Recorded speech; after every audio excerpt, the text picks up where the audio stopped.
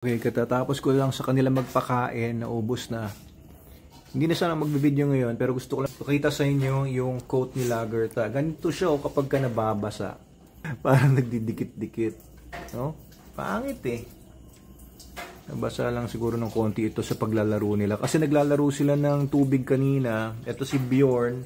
Merong ugali na kapag may tubig, nahalukay niya. Parang si Ragnar, gaya niya sa tatay niya.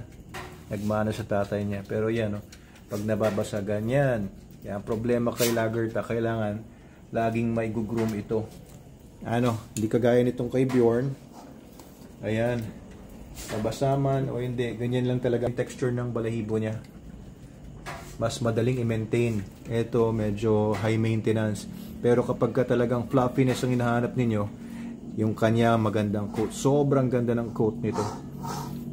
Parang sa mga husky nga tsaka mga malamute na malambot yung coat. Pero pagka nabasa, ganyan. Ayun lang, ang share ko sa inyo.